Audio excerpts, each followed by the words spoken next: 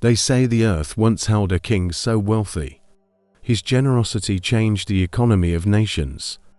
A man whose journey turned deserts into rivers of gold, whose legacy made the world whisper one name for 700 years. Mansa Musa, the richest man who ever lived.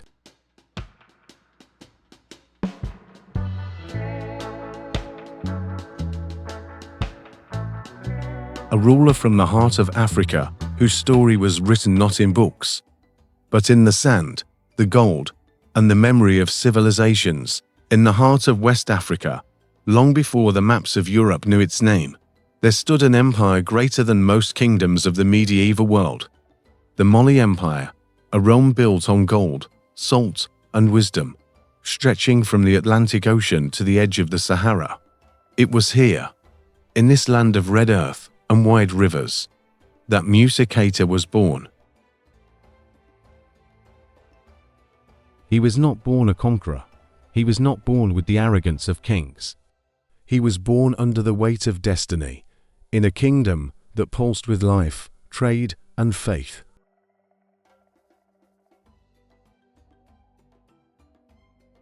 His uncle, King Abu Bakr II, was a man of vision, an explorer who dreamed of finding what lay beyond the great Western Ocean. He built fleets of ships, loaded them with supplies, and sailed west into the unknown. Only the waves returned. And so, when the explorer king vanished, the crown of Mali fell to the young prince, Musa, and the world would never be the same. When Musa took the throne around the year 1312, Mali was already powerful, but under his hand, it became legendary. The empire controlled the trade of gold and salt, the lifeblood of the ancient world. Caravans crossed the desert carrying gold from Bambouk and Bure. Scholars and merchants traveled thousands of miles to trade, to teach, to learn.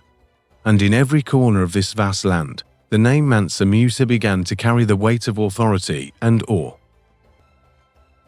He ruled with order and faith. Justice under the Quran, trade under the law.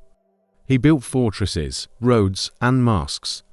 And soon, stories of his wealth began to spread, stories that sounded more like myth than truth.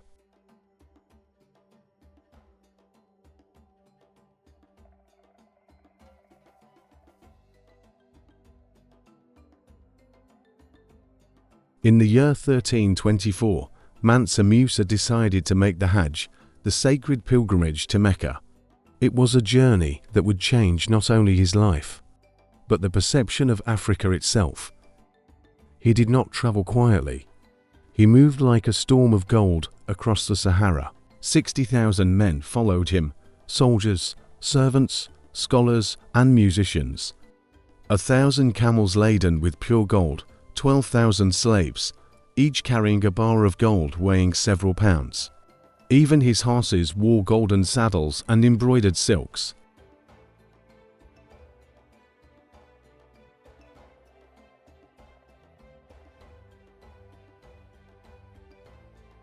As they crossed the endless desert, the sands themselves seemed to shimmer under his passage. In every oasis, the people spoke of a king who gave gold to the poor and built mosques wherever he stopped to pray. And when the caravan reached Egypt, the world took notice.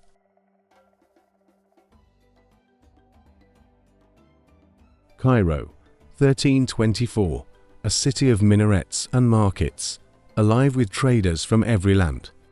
But on that day, the arrival of Mansa Musa stopped it cold. Witnesses described it as if the sun itself had walked into the city. Gold glittered in every hand, drums and horns echoed through the streets. And at the center of it all, Mansa Musa, robed in fine silk, crowned in gold, riding a horse fit for a legend.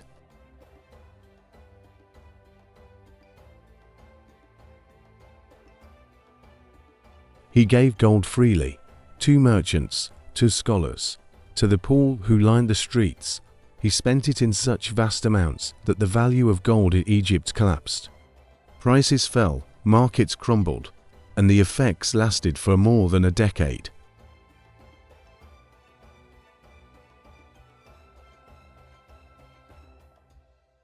In one journey, he had rewritten the economy of the Mediterranean. The scribes of Cairo could not believe what they saw. They wrote of this black king from the south who ruled a land of unimaginable wealth. And when the stories reached Europe, they began to redraw their maps. For the first time, Africa was marked not as an empty space, but as a kingdom of gold. But Musa's journey was not a parade of vanity. It was a pilgrimage of purpose to Mecca. He prayed. He gave charity. He met with scholars and architects. And when he returned home, he did not come back with more gold. He came back with knowledge. He brought with him the great minds of the Islamic world, poets, astronomers, builders, and theologians. Men who would help him transform Mali into one of the greatest centers of learning the world had ever known.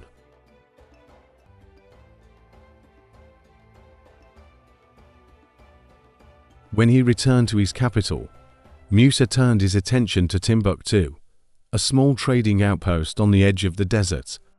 Under his vision, it became a city of light. He built the Great Mosque of Jingaba, a masterpiece of desert architecture made from clay, wood, and faith. He founded libraries filled with manuscripts of science, mathematics, and law. He sponsored schools where children learned not only Arabic and the Quran, but also astronomy and philosophy.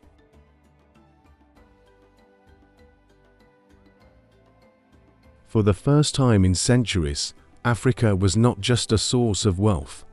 It was a source of wisdom. Traders came to buy salt and gold. Scholars came to study. Pilgrims came to pray. And in the heart of Timbuktu, beneath the desert sun, the seeds of African scholarship began to bloom.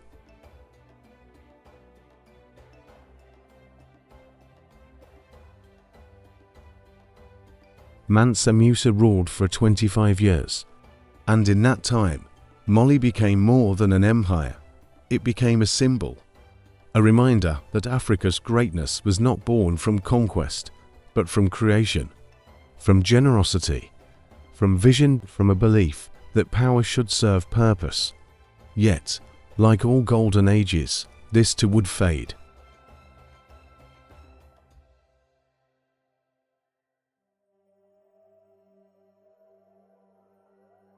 After Musa's death in 1337, his empire began to crack under the weight of envy and ambition. New rulers rose, trade routes shifted. The world changed, but Musa's legend refused to die. Even in the halls of Europe, his name lingered. When the Catalan Atlas was drawn in 1375, the most famous map of the medieval age, they placed Mansa Musa upon it. A black king seated on a golden throne, holding a nugget of gold in his hand. A symbol that the heart of the world once beat in Africa.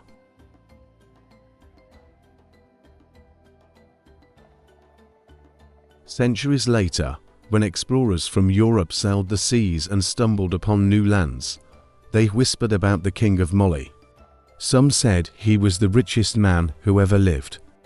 Others said he was a myth, but even myth has truth in its shadow. For Mansa Musa was not merely a king of gold, he was a builder of souls. He used his wealth not for vanity, but for vision. He showed the world that Africa could shine brighter than any empire. And even when time buried his cities beneath the dust, his name remained immortal. They say history remembers the conquerors, the ones who ruled by sword and fire. But sometimes history bows to the giver, the one whose strength was in his generosity. Mansa Musa did not just give gold, he gave hope, he gave education. He gave proof that greatness could wear the face of Africa.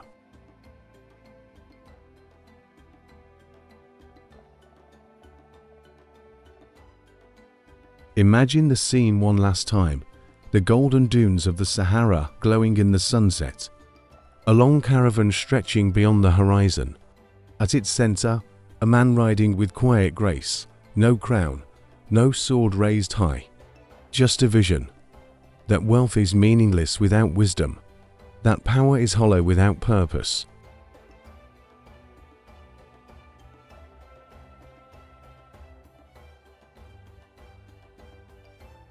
This was Mansa Musa's true gift, not his gold, not his empire, but his lesson, that what we give defines what we are.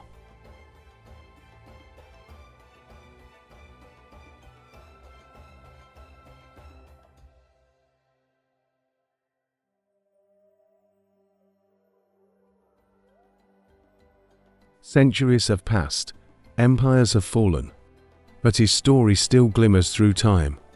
A reminder that Africa was not born in chains, it was born in crowns. And once, there was a king whose gold lit up the world.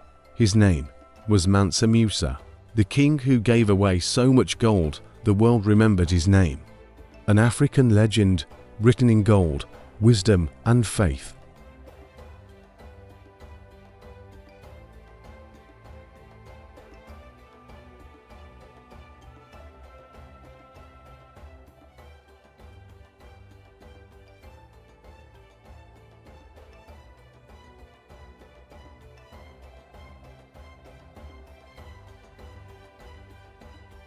Make sure to subscribe, like, and share this journey because history deserves to be heard.